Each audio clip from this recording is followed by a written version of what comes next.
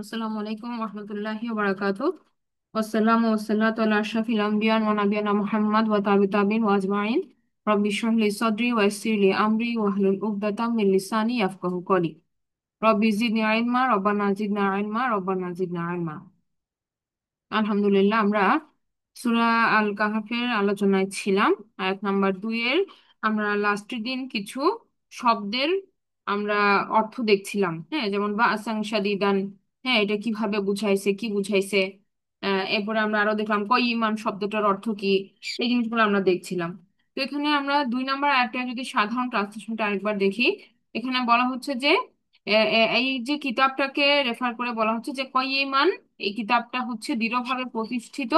লিয়ুং zero, সতর্ক করার জন্য একটা বিষয়ে, সেটা কি বাসান শাদীদান, একটা কঠিন এখানে শাস্তি বলছে, বাট এটা আপনার আমরা যেটা বলছিলাম যে একটা যুদ্ধ হইতে পারে, একটা কঠিন পরিস্থিতি। হ্যাঁ, যেখানে অনেক অনেক ভাবে আমাদেরকে সেটা কনফ্রন্ট করতে হবে। হ্যাঁ, সেরকম একটা যুদ্ধ পরিস্থিতি, একটা কঠিন পরিস্থিতি, একটা ভয়ানক ক্রাইসিস সিচুয়েশন, এইটাকে বলা হচ্ছে। এই ব্যাপারে সতর্ক করা হচ্ছে মিং মিল্লাদুনহু, তার পক্ষ থেকে। এখন তার পক্ষ থেকে, এটা আমরা বলেছি যেটা এর আগে যেটা আল্লাহ সুবহানাহু ওয়া তাআলা নাজিল করেছেন আল্লাহ সুবহানাহু ওয়া তাআলার পক্ষ থেকে। হ্যাঁ, কোরআনের মাধ্যমে, রাসূল সাল্লাল্লাহু আলাইহি ওয়াসাল্লামের মাধ্যমে আমাদেরকে সতর্ক করা হচ্ছে। লিয়ুবাশশিরাল মুমিনিন, এবং এটা সেই সাথে সুসংবাদ দিচ্ছে মুমিনদেরকে। মুমিনদের মানে যারা বিলিভার, যারা বিশ্বাসী তাদেরকে। আল্লাযীনা, যারা আরো কি করে, শুধু বিশ্বাস আমি মুখে স্বীকার করলাম কিন্তু শুধু সেটা না, সুসংবাদ তাদের জন্য যারা বিশ্বাস করার পরে আরো কিছু কাজ করে। সেটা কি? যে মুমিনদেরকে যারা বিশ্বাস আনছে তাদের মুমিন বলা হচ্ছে, বলা হচ্ছে আল্লাযীনা, তারা কি করে? ইয়ামালুনা সলিহাত, তারা সৎ কর্ম করে। আন্না লাহুম আজরান হাসানা, এবং সেই কারণে তাদের জন্য কি আছে? এই কারণে যে তাদের জন্য আছে লাহুম আজরন হাসানা, একটা পুরস্কার। আজর মানে পুরস্কার, হাসানা মানে হচ্ছে উত্তম, উত্তম পুরস্কার। এখন আমরা আজকে এই 2 নম্বর আয়াতে এই শেষের অংশটুকু, এই যে ইউবাশশিরাল্লাযীনা, ইউবাশশিরাল মুমিনিনা আল্লাযীনা ইয়ামালুনা সলিহাত আন্না লাহুম আজরন হাসানা, এই অংশটাকে আমরা আজকে ফোকাস করব। এখানে আমরা যেটা প্রথমেই দেখতে পাচ্ছি যে এখানে বলা হচ্ছে সুসংবাদ দিচ্ছে। হ্যাঁ, ইউবাশশির, সুসংবাদ দেওয়া। তো এখানে যে জিনিসটা আমরা খেয়াল করব যে সুসংবাদ কিসের, সুসংবাদ কখন। একটু আগেই বলা হয়েছে যে একটা যুদ্ধ পরিস্থিতি, একটা ক্রাইসিস সিচুয়েশন। তো যখন এরকম বলা হয় ক্রাইসিস সিচুয়েশন বা যুদ্ধ পরিস্থিতি, তখন আমাদের মধ্যে মাথার মধ্যে সুসংবাদ শোনার মাত্র যে জিনিসটা আসে, সেটা হচ্ছে কোনো একটা পার্টি উইন হবে, কোনো একটা এই যুদ্ধের মধ্যে কেউ একজন জয়ী হবে। তো সেই জয়ের ঘোষণাটা কার জন্য, এটা আমরা এক্সপেক্ট করতেছি। তো এখানে আল্লাহ সুবহানাহু ওয়া তাআলা কিন্তু সেই দিকে আমাদেরকে সরাসরি বললেন না যে এ পার্টি জয়ী হবে, সেটা না বলে মুমিনদেরকে সুসংবাদ দিচ্ছেন। এটা বলার মাধ্যমে বলতেছেন যে এই যুদ্ধে আমরা দেখব যে মানে দুনিয়ার চোখে আমরা যাই দেখি, আসলে এই যুদ্ধে যারা বিলিভার থাকতে পারবে তারাই জয়ী হবে। হ্যাঁ, তো এটা ফিজিক্যাল এন্টাইটিতে যুদ্ধে জয় না হলেও যারা বিশ্বাস ধরে রাখতে পারবে তারাই এখানে জয়ী হবে। বিশ্বাস ধরে রেখে যারা ইয়ামালুনা সলিহাত করতে পারবে তারাই এখানে জয়ী হবে। যেমন দেখেন, এই যে এখন যুদ্ধ বিধ্বস্ত যে আমাদের দেশগুলো আছে, সেখানে আমরা দেখতেছি যে তাদের কাছে কোনো হেল্প পৌঁছাইতেছে না। হ্যাঁ, তাদের কাছে পুরো বিশ্ব চুপ করে আছে, আমরা দেখতেছি তাদেরকে চোখের সামনে তারা মারা যাচ্ছে। তো এই যে তারা যে একটা ভীষণ বিপদের মধ্যে ঈমান নিয়ে মৃত্যুবরণ করছে, হ্যাঁ, বা তাদেরকে মেরে ফেলা হচ্ছে, এই যে ঘটনাটা, তো এখানে কি তারা ঈমান ধরে রেখে যখন তারা আলহামদুলিল্লাহ বলছে, আমরা দেখতেছি যখন তারা আল্লাহ শুকরিয়া আদায় করছে এই পরিস্থিতিতেও, তখন কি তাদেরকে আল্লাহ কিন্তু সুসংবাদ দিচ্ছে। আমরা আমরা এটা মানে ক্লিয়ার বুঝতে পারি যে তারা কি করছে, তারা এই ফ্রেজটা কিন্তু আমরা এখন একদম চোখের সামনে, আমাদের সামনে জ্বলন্ত একটা উদাহরণ। তো এই ব্যাপারটাই, it is going to come for us also, এই জিনিসটা আরো স্প্রেড হবে। হ্যাঁ, যখন দাজ্জালের ফিতনাটা আরো বেশি প্রকট হবে, তখন এইরকম ভয়ানক ফিতনাটাই পুরো ওয়ার্ল্ড ব্যাপী স্প্রেড হবে। তো যখন এই যে এই ঘটনা বলা হচ্ছে যে যে গুড নিউজ দেওয়া হচ্ছে, তো এখন দুনিয়ার চোখে আপনি মনে হচ্ছে যে এরা তো পুরা, এদেরকে তো পুরা মানে ডিমলিশ করে ফেলতেছে দুনিয়ার এক্সিস্টেন্স থেকে। সো এটা কিভাবে তাদের জন্য সুসংবাদ? তাহলে আমরা এক চোখ দিয়ে দেখলে আমরা দাজ্জালের মানে প্লটেই পড়ে যাব, আমাদের দুই চোখ দিয়ে দেখতে হবে। দুই চোখ কিভাবে? দুই চোখ হচ্ছে আমি দুনিয়া দেখলে শুধু হবে না, আখিরাতও চিন্তা করতে হবে। যাদের আখিরাতের ক্যালকুলেশন থাকবে না তারা কিন্তু এই হিসাব মিলাইতে পারবে না। তারা বলবে যে এটা তো তাহলে আমার আমার আমার ফ্যামিলি ধ্বংস হয়ে যাচ্ছে, আমি ধ্বংস হয়ে যাচ্ছে, আমার সম্পদ নষ্ট হয়ে যাচ্ছে, তাহলে আমি এই বেটার কি আমি ওই দলে যোগ দিই। ওই দলে গেলে অনেক লাক্সারি আছে, ওই দলে অনেক সুবিধা আছে, অনেক বড় বড় চাকরি আছে, পোস্ট আছে, অপরচুনিটি আছে। হ্যাঁ, অনেক অনেক সুবিধা। আর এখানে যখন আপনি আখিরাতমুখী চিন্তা করবেন তখন আপনাকে স্যাক্রিফাইসে আসতে হবে। তো এই জায়গাটাতে বলা হচ্ছে যে আল্লাহ সুবহানাহু ওয়া তাআলা সুসংবাদ দিচ্ছেন। হ্যাঁ, তো এখানে আমরা এই ব্যাপারটা ধরার চেষ্টা করলাম। এরপরে বলা হচ্ছে যে মুমিনদেরকে আমরা বলছি, মুমিন মানে যারা বিশ্বাসী, যারা আল্লাহ এবং আখিরাতে এবং আল্লাহ রাসূল এবং মালাইকা, যে আমরা জানি যে বিষয়গুলো গায়বে বিশ্বাস করা বলতে আমরা বুঝি, এগুলোতে যারা বিশ্বাসী এবং বিশ্বাসের সাথে সাথে তারা তাদের কর্মেও সেটা প্রমাণ করে, এটা আল্লাহ সুবহানাহু ওয়া তাআলা এখানে বলছেন আল্লাযীনা ইয়ামালুনা সলিহাত। তাহলে সলিহাত যারা, এখন আমরা একটু সলিহাত শব্দটাকে বোঝার চেষ্টা করি। সলিহাত মানে কি? সলিহাত মানে হচ্ছে ভালো কাজ করা, সৎ কাজ করা। হ্যাঁ, যেখানে যেমন বলা হচ্ছে সৎ কাজ করা। তো এখন সৎ কাজ আরো অনেক প্রতিশব্দ আছে। সৎ কাজ কে বলা যেতে পারে। এখানে সলিহাতের একটা বিশেষ অর্থ হচ্ছে এরকম যে আগের থেকে নিজেকে ইমপ্রুভ করা, পরিস্থিতি আগের থেকে ভালো হয়ে যাওয়া বা আরো ভালো হয়ে যাওয়া, মানে আমরা বলি না যে গ্র্যাজুয়ালি ইমপ্রুভ করা, যেটা গ্র্যাজুয়ালি ইমপ্রুভ করা। সো যেমন মনে করেন যে একজনের কর্মের, আমাদের কাজকর্মে অনেক ভুল হয়। হ্যাঁ, তো এই যে তার সংশোধন করা, তার নিজের চরিত্রের সংশোধন করা, হ্যাঁ, তার কোনো কোনো পাপ কাজ থেকে সরে আসা, এবং সেটাতে দৃঢ় প্রতিজ্ঞ থাকা যে সে আর ওই কাজে ব্যাক করবে না, এবং তারপরে ভালো কাজের কন্টিনিউয়েশন করা, নিজেকে সংশোধন করা। হ্যাঁ, এই সমস্ত কিছু হচ্ছে কি সলিহাত। আরেকটা হচ্ছে সলিহাত থেকেই এই এই ভার্বটারই, মানে সদ লাম হা, যেটা এইটারই আরেকটা মানে 4 নাম্বার ফর্ম আমরা বলি ভার্বের ক্ষেত্রে, 4 নাম্বার ফর্মে একটা শব্দ হচ্ছে আসলাহা। তো আসলাহাও হচ্ছে এরকম যে অন্যকে সংশোধন করে দেওয়া। একটা হচ্ছে নিজে সংশোধন হওয়া, যেটা কিনা আমরা বললাম সলিহাতের মধ্যে আছে, সংশোধিত হওয়া এভরি টাইম, যে কারেকশন করা, ইমপ্রুভ করা, আগের থেকে আরো বেটার হওয়া। আরেকটা হচ্ছে যে আসলাহা এই শব্দেরই আরেকটা ডিফারেন্ট ফর্ম বলতে পারেন, সেখানে বলা হচ্ছে যে অন্যকে সংশোধন করা। আচ্ছা, এখন একটা জিনিস দেখেন যে সলেহন আমরা যেটা বুঝি, সলেহ একজন ব্যক্তি মানে হচ্ছে যিনি যিনি নিজের সমস্যার সমাধান করে এবং ভালো কিছু করে। হ্যাঁ, যে প্রবলেমগুলা সে আইডেন্টিফাই করে, তার নিজের যে প্রবলেমগুলো আছে সেগুলো থেকে সে কি করে, সে পথ খুঁজে বের করে, উত্তরণের পথ খুঁজে বের করে যে আমি এখান থেকে কিভাবে বের হব। তা যখন কেউ এই প্রসিডিওরে থাকে তখন সে সলিহন। হ্যাঁ, সে প্রতিনিয়ত নিজেকে সংশোধন করছে। ঠিক এই শব্দটার অপোজিট যে ওয়ার্ডটা সেটা হচ্ছে ফাসিদ। ফাসিদ মানে হচ্ছে দুর্নীতিবাজ ব্যক্তি। হ্যাঁ, সলিহুন হচ্ছে সৎ কর্মপরায়ণ ব্যক্তি, আর ফাসিদুন হচ্ছে দুর্নীতিপরায়ণ ব্যক্তি। একদম অপোজিট রোল। হ্যাঁ, দুর্নীতিপরায়ণ ব্যক্তি সংশোধনের কোনো তার চিন্তা থাকে না, বরং সে করাপশনসকে স্প্রেড করে। আর সলিহুন যিনি, তিনি কি করে, তিনি ভালো কাজকে প্রমোট করে এবং নিজেও সংশোধিত হয়। আবার একইভাবে আমরা যদি দেখি মুসলিহুন, মুসলিহুন হচ্ছে যে অন্যকে সংশোধন করে, তাকে বলা হয় মুসলিহ। এবং এই একই রকম যে যে কিনা বিপর্যয় সৃষ্টি করে তাকে বলা হয় মুফসিদ, অপোজিট শব্দ।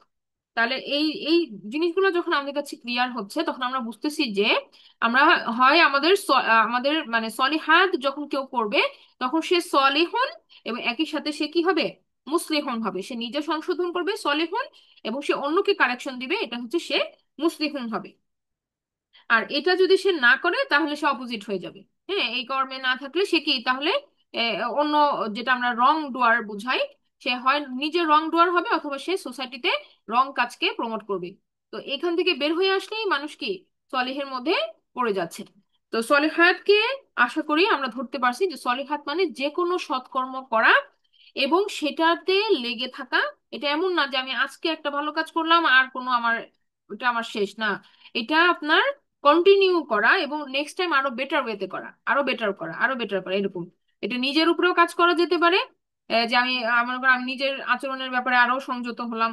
আমি নিজের প্র্যাকটিসের ব্যাপারে আরো আরো মানে সিনসিয়ার হইলাম, এগুলা। আশা করি আমরা এই ব্যাপারটা ধরতে পারছি। এখন এরপর আমরা যেটা আসি যে আহ, উম, আহ, আচ্ছা একটা কথা, যে সলিহ করার জন্য তাহলে একটা ব্যক্তিকে সচেষ্ট হইতে হইতেছে, ঠিক কি না? আমি যেটা বললাম এখন পর্যন্ত, সেটাতে আপনারা যদি ধরতে পারেন তাহলে এইটা যে এটা করার জন্য আপনাকে এফোর্ট দিতে হবে। একটা মানুষের মনে করেন যে সে খুব রাগান্বিত হয়ে যায়, এটা তার নেচার।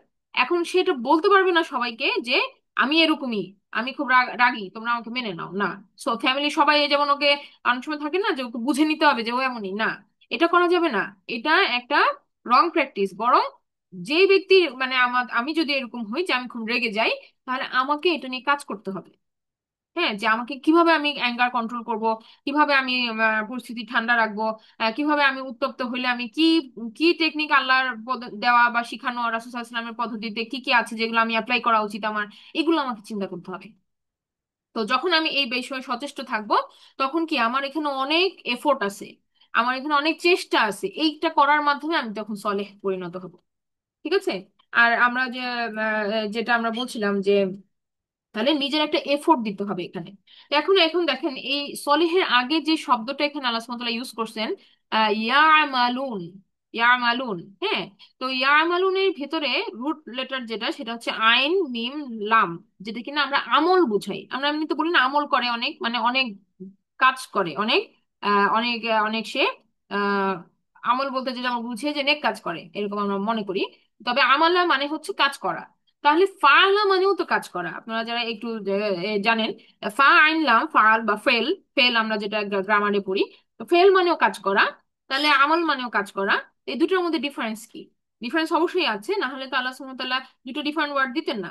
ডিফারেন্সটা হচ্ছে এরকম যে পাওলা মানে যে কোনো কাজ করা। পাওলা মানে কি?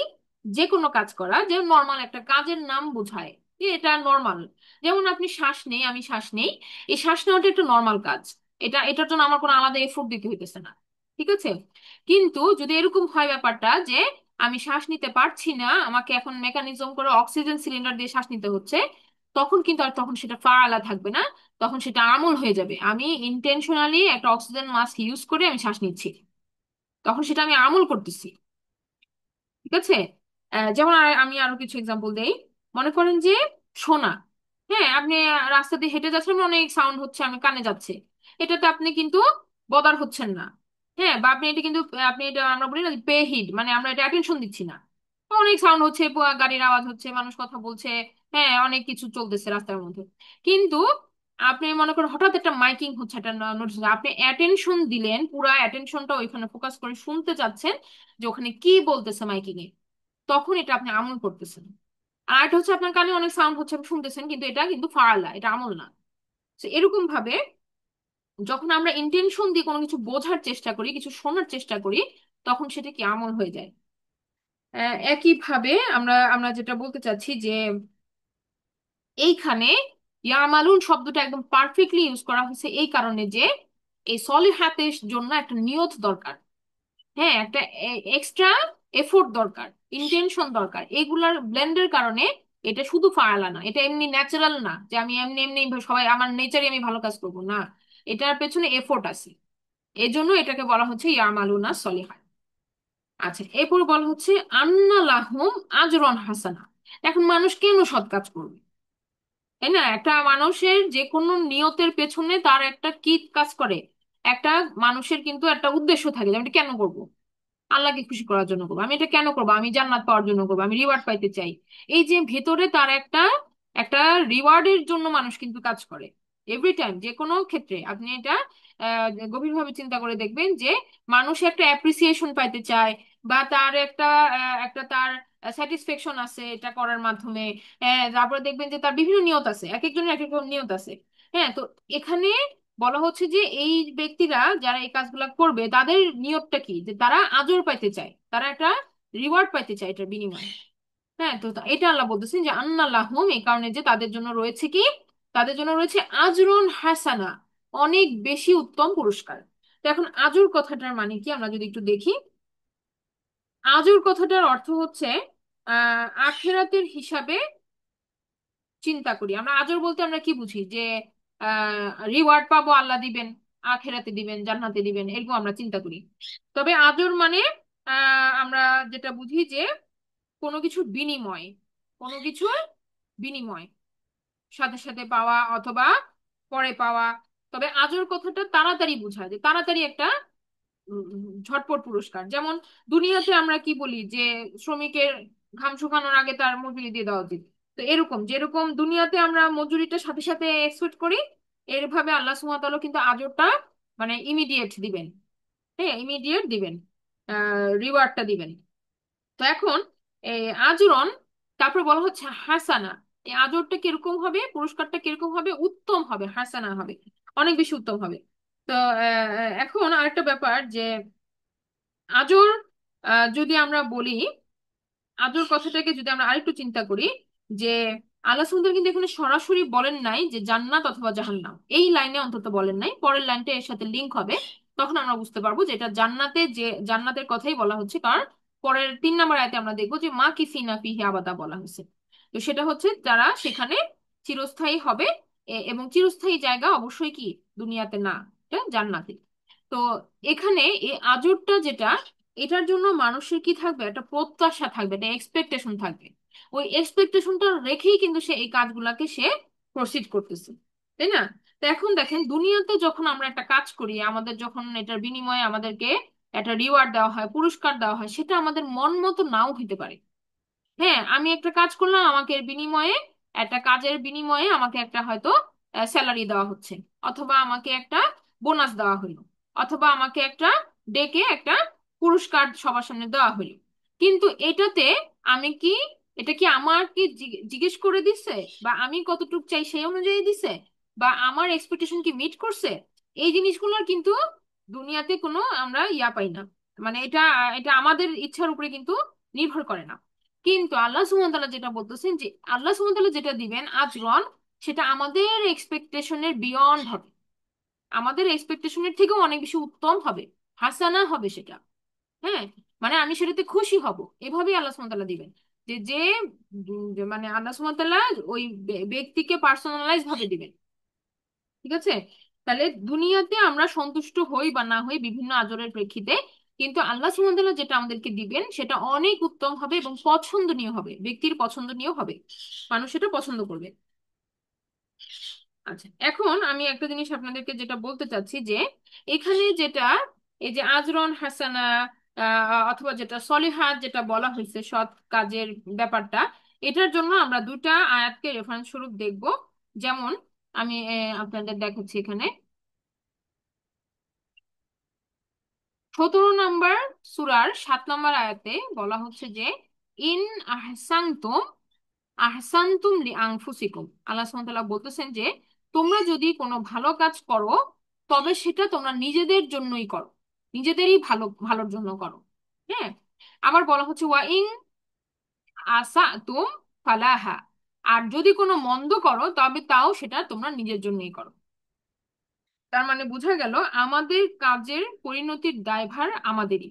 আমরা যদি ভালোটা করি, সেটার জন্য যে রিওয়ার্ড, সেটা আমাদের জন্যই আমরা করতেছি, আমরা আমরা ওই বেনিফিটটা পাইতে চাই দেখেই আমরা করতেছি।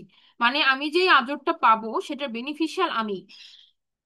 আমি বুঝাতে পারলাম কিনা, যে আমাকে যে গিফটটা দেওয়া হবে সেটা রিওয়ার্ড, আমি যদি ভালো করি সেটা রিওয়ার্ডও আমি পাবো।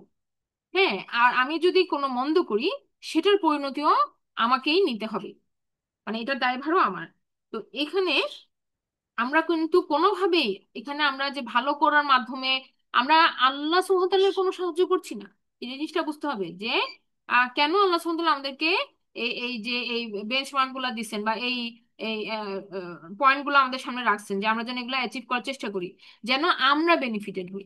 আমি একটা ভালো কাজ করলাম, বা আমি আল্লাহ সুবহানাহু ওয়া তাআলার জিকির করলাম, এটা আমি আমার বেনিফিটের জন্য করলাম, আমি কিন্তু আল্লাহ সুবহানাহু ওয়া তাআলাকে কোনোভাবেই কোনো এ, এ, মানে সাহায্য করতে পারি না। আল্লাহ সুবহানাহু ওয়া তাআলা স্বয়ং সম্পূর্ণ, তিনি, তার কোনো কারো দরকার নাই, কারো প্রয়োজনও নাই। আমরা দুনিয়ার সকলেই যদি আল্লাহ সুবহানাহু ওয়া তাআলাকে আমরা যদি প্রেজ নাও করি বা তার প্রশংসা নাও করি, তিনি স্বয়ং প্রশংসিত। আমরা এটা জানি যে আমরা যখন আলহামদুলিল্লাহ রবিল আলামিন পড়ছি, তখনই আমরা বলছি যে আলহামদুলিল্লাহ হচ্ছে এমন একটা ইসম, এমন একটা নাউন, যেটা কারোর উপর ডিপেন্ডেন্ট না, এটা কোনো ফেল না, এটা ডিপেন্ডেন্ট না, মানে আল্লাহ সুবহানাহু ওয়া তাআলা স্বয়ং প্রশংসিত, আমি করি আর না করি, এটা আমি করলে আমার বেনিফিটের জন্য আমি করতেছি। হ্যাঁ, যে আমি রিওয়ার্ড চাই, আমি আল্লাহর সন্তুষ্টি চাই, এইটা হচ্ছে আমাদের মাথায় নিতে হবে। এই কারণে যে কোনোভাবেই আমরা এভাবে চিন্তা করব না যে এটা আমি মানে অন্যকে আমি ফেভার করলাম না, সেটা না, আমি নিজেকে ফেভার করলাম। তো এটা একটা ব্যাপার। আরেকটা হচ্ছে দেখেন 61 নাম্বার সূরা 10 নাম্বার আয়াতে বলা হচ্ছে যে ইয়া আইয়ুহাল্লাযীনা আমানু হাল আদুল্লুকুম আলা তিজারাতিন তুনজিকুম মিন আযাবিন আলিম। মুমিনগণ, আমি কি তোমাদেরকে এমন এক বাণিজ্যের সন্ধান দিব যা তোমাদেরকে যন্ত্রণাদায়ক শাস্তি থেকে মুক্তি দিবে। তো এখানে এই যে তিজারহ কথাটা আসছে, বাণিজ্য বা ট্রেড, মানে আমাদের কাজের বিনিময়ে আমরা কি করতে পারবো, আমরা জাহান্নাম থেকে মুক্তি পেতে পারবো। তো এটা একটা ট্রেড, বাণিজ্য, যে আমি একটা কাজের মাধ্যমে আমি কি পাই, আমি কি করতে চাচ্ছি, আমি এক জায়গা থেকে আমি ফ্রি হতে চাচ্ছি। তো একটা বাণিজ্যিক একটা বিনিময়ের ব্যাপার এখানে আছে। হ্যাঁ, আমি আমলের বিনিময়ে রিওয়ার্ড, আমলের বিনিময়ে রিওয়ার্ড, এই ব্যাপারটা আমরা চিন্তা করব। আচ্ছা, আরেকটা হচ্ছে যে আমরা জানি যে আহ, এর আগের আয়াতে এই কথাটা ছিল যে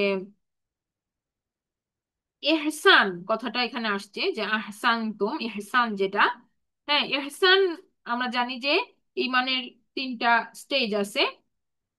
হ্যাঁ, তো এইখানে এহসানটা হচ্ছে কিন্তু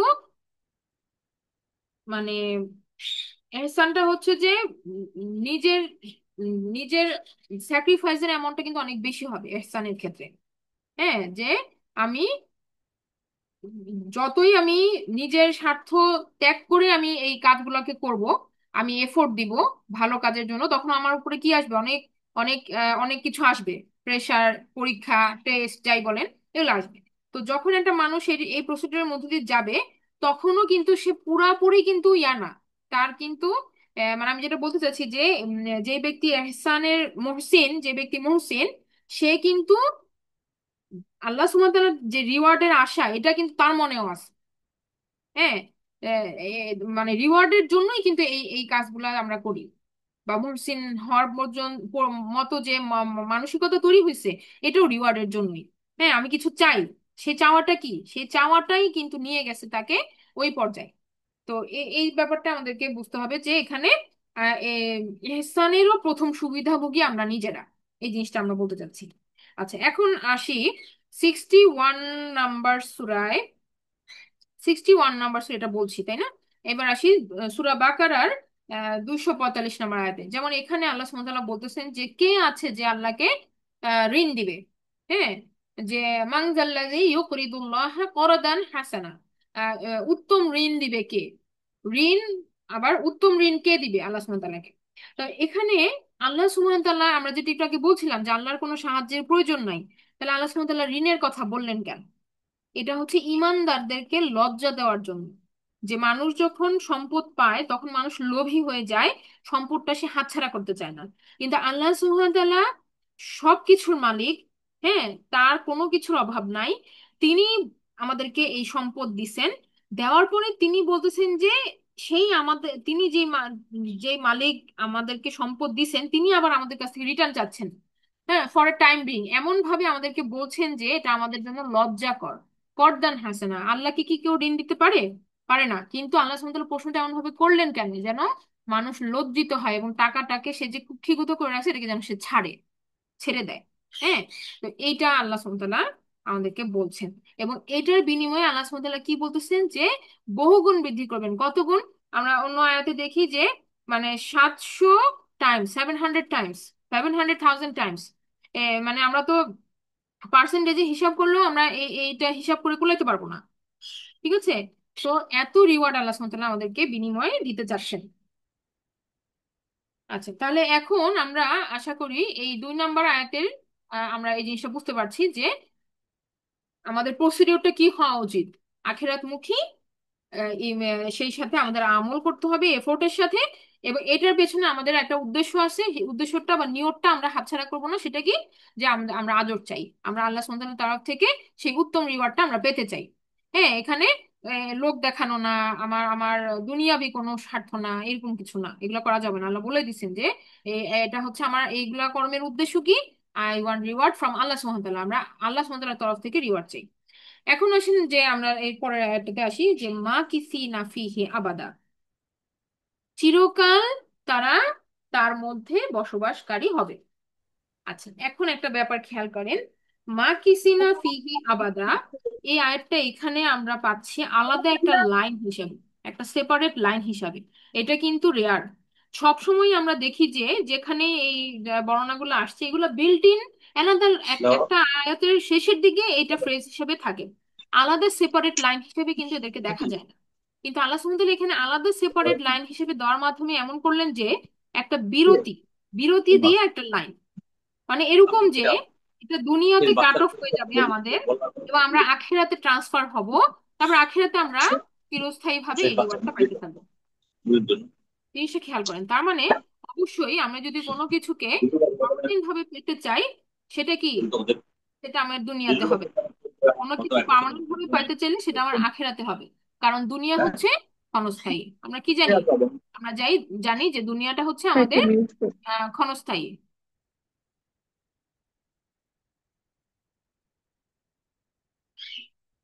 ওকে, তাহলে এখন দেখেন আমরা যেটা বলছিলাম, যে দুনিয়াটা হচ্ছে আমাদের ক্ষণস্থায়ী। তো যেটা বলছিলাম যে মা কিসিনা ফিহি আবাদা, এটার আরেকটা ফ্রেজ, সিমিলার ফ্রেজ হচ্ছে খলিদিনা ফিহা।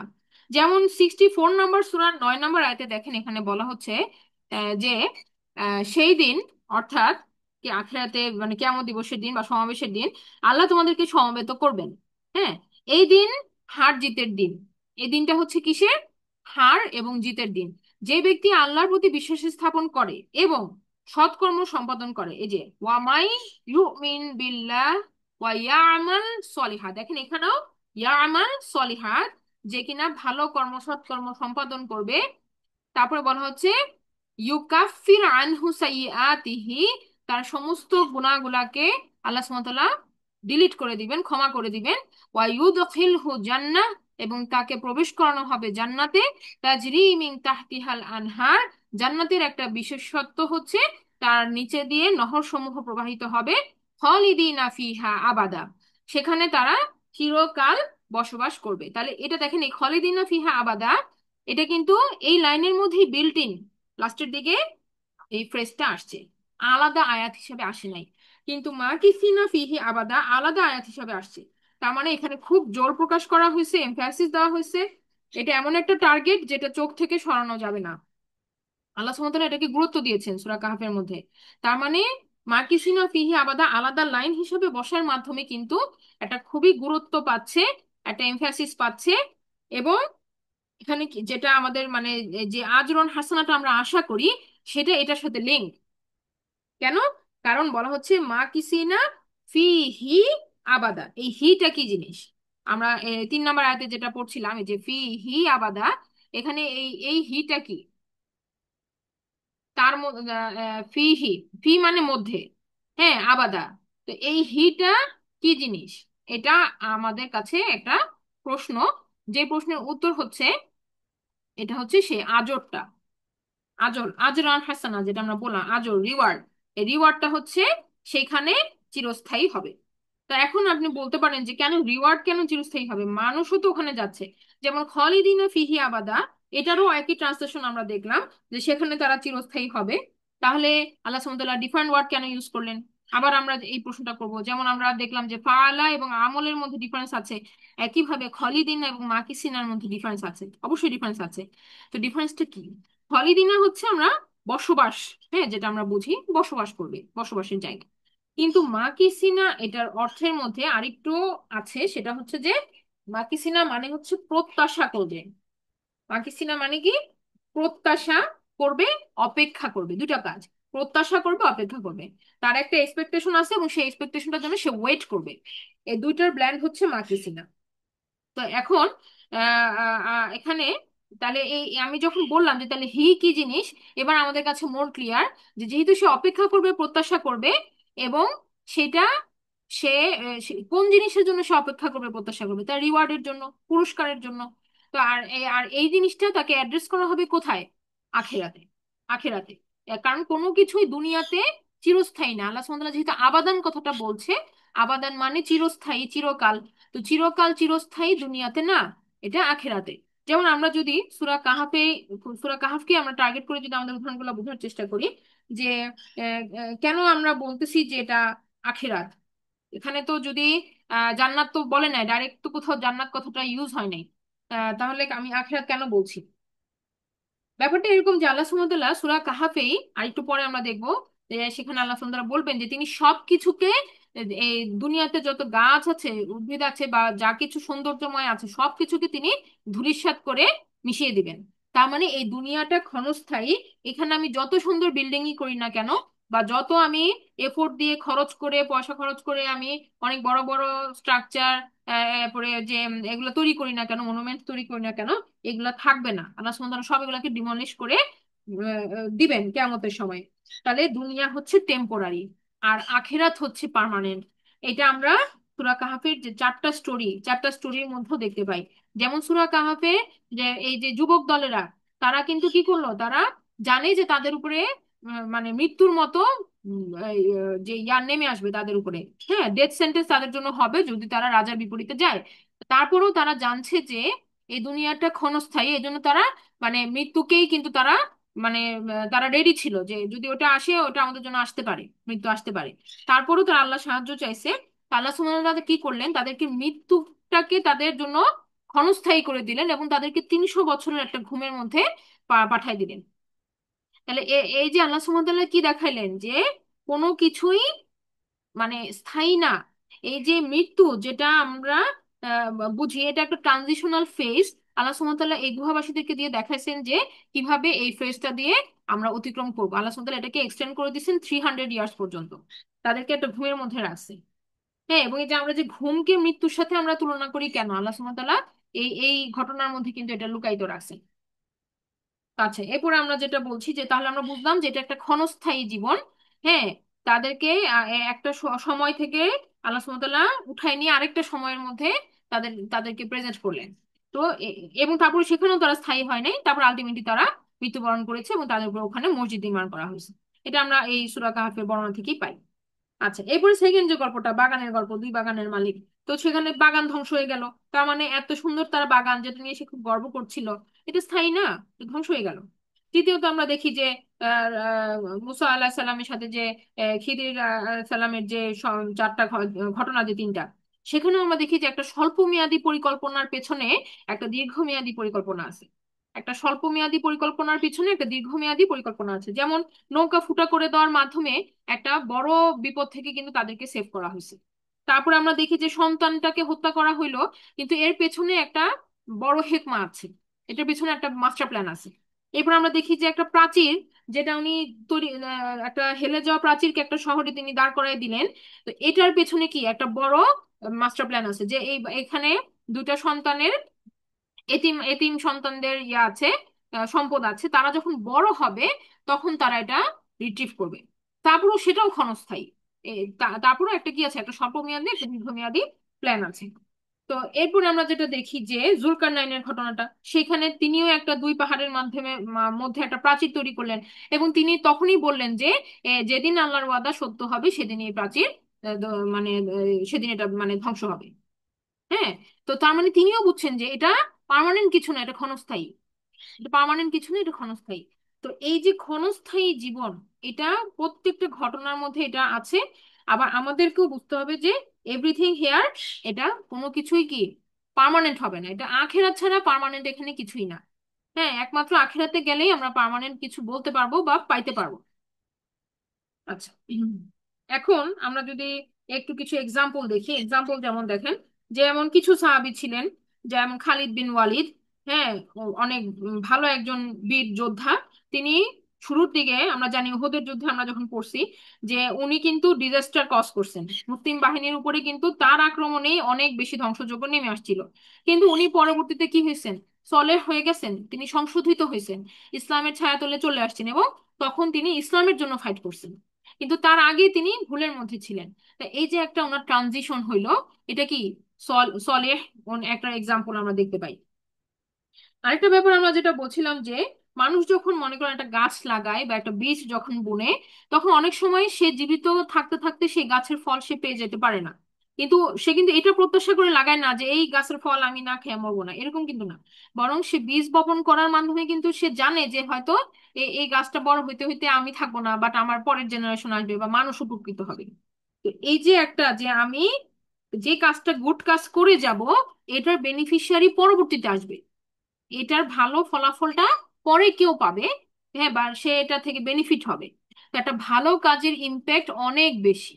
হ্যাঁ, এটার ইম্প্যাক্টটা অনেক বেশি, যেটা আমরা অনেক সময় দেখি না। হ্যাঁ, আমাদের দেখার বাইরে। কিন্তু এটা ফ্লো হয়, এই ভালো কাজের ইম্প্যাক্টটা ফ্লো হয়। যেমন দেখেন যে বিবি হাজেরা যখন তিনি ইসমাইল আলাহ সাল্লামকে নিয়ে মরুভূমিতে পানির জন্য ছটফট করতেছে, বাচ্চাটা তাকে রেখে উনি ছুটে যাচ্ছেন এই পাহাড় থেকে ওই পাহাড়ের মধ্যে। তো ওনার যে এফোর্ট, তার নিজের সন্তানের জন্য উনি যে পরিশ্রমটা করেছেন, উনি যে আল্লাহর উপরে ভরসা করে যে উনি ওনার সাধ্যে যতটুকু ছিল তিনি 100% করছেন, এটা আল্লাহ সুবহানাহু ওয়া তাআলা খুব পছন্দ করছে। এবং এটাকে কি করেছে, যে আল্লাহর একটা নিদর্শন হিসেবে কিয়ামত পর্যন্ত আমাদের জন্য স্ট্যাবলিশ করে দিয়েছেন আল্লাহ সুবহানাহু ওয়া তাআলা। তাহলে একটা ফিমেল, একটা মহিলা, একটা মা, তার যে তার সন্তানের জন্য কতটুকু তার প্রচেষ্টা। হ্যাঁ, যে তার নিজে সে কিন্তু বসে থাকে না আল্লাহর কাছে, শুধু বসে বসে দোয়া করে নেই সে, সে তার তার চাওয়া ছিল অবশ্যই আল্লাহ সুবহানাহু ওয়া তাআলার কাছে, সেই সাথে সে নিজের এফোর্টটা দিছে। হ্যাঁ। তো এই যে আমরা বলছিলাম যে এফোর্ট থাকতে হবে কাজের মধ্যে, বেনিফিট আল্লাহ সুবহানাহু ওয়া তাআলা দিবেন, রিওয়ার্ড আল্লাহ দিবেন, কিভাবে দিবেন সেটা আমরা হিসাব করে পাবো না। এখানে একটা কথা খুব সুন্দর স্যার বলছেন যে আপনি যখন আখেরাতের পেছনে দৌড়াবেন, তখন এই দুনিয়ার সমস্ত সম্পদ আপনার পেছনে দৌড়াবে, এবং এই সম্পদগুলা চাবে যে আপনি তার এই সম্পদগুলোকে ব্যবহার করে সেগুলাকে আখেরাতে ট্রান্সফার করেন বা কনভার্ট করে দেন। হ্যাঁ, মানে আমরা যখন সম্পদ সম্পদ নিয়ে দুনিয়াতে খুব চিন্তা করি, তখন আসলে সেটার যে বারাকা সেরকম আসে না। কিন্তু আমি যদি আখিরাতমুখী চিন্তা নিয়ে আমি যদি কাজগুলা করি, তাহলে সেই জায়গা প্রত্যেকটা কাজে তখন বরকত আসে। আচ্ছা, এখন আরেকটা কথা, যে আমার অল্প সময় আছে আমি শেষ করে দিচ্ছি। মাকিসিনা যেটা আমরা বলছিলাম যে মাকিসিনা হচ্ছে প্রত্যাশা। এখন এখানে আলেমরা দুইটা কথা বলছেন, একটা হচ্ছে যে জান্নাতে যাওয়ার পরে তাদের একটা প্রত্যাশা তৈরি হবে, যে জান্নাতে তাদের প্রতি মুহূর্তে তারা নতুন নতুন জিনিস তারা চাবে এবং সেখানে তাদেরকে অ্যাড্রেস করা হবে, তারা সেগুলো পাবে। জান্নাতে কেউ কখনো বোর হবে না। হ্যাঁ, জান্নাতে কেউ কখনো বোর হবে না। জান্নাতে বিশ্বাসীদেরকে অভিনন্দন জানানো হচ্ছে যে অলরেডি, এমন ভাবে বলা হচ্ছে যে অলরেডি দে আর ইন জান্নাত, তারা জান্নাতে আছে। এখন তাদেরকে বলা হচ্ছে যে এই যে তাদের আজর গুলা, সেটা চিরকাল তারা পাইতে থাকবে, তাদের রিওয়ার্ডটা তারা চিরকাল, জান্নাতে যারা যাবে চিরকাল পাবে। এবং কোনো বোরিং হবে না, কিছু তাদের কাছে মনে হবে না যে আর ভাল লাগতেছে না, এরকম মনে হবে না তাদের কাছে। হ্যাঁ, every time there will be new excitement. হ্যাঁ, নতুন নতুন তাদের আকাঙ্ক্ষা, মানে প্রত্যাশা বাড়তেই থাকবে তাদের। আর জান্নাত তাদেরকে সেগুলা মানে আল্লাহ সুবহানাহু ওয়া তাআলা দিবেন জান্নাতে। আরেকটা হচ্ছে যে আরেক আরেক দল মুফাসসিরিনে কেরাম বলছেন যে না, এটা জান্নাতের প্রত্যাশায় দুনিয়াতে অপেক্ষা, জান্নাতে আমি এগুলো পাবো কিন্তু সেই জন্য আমি অপেক্ষা করব দুনিয়াতে।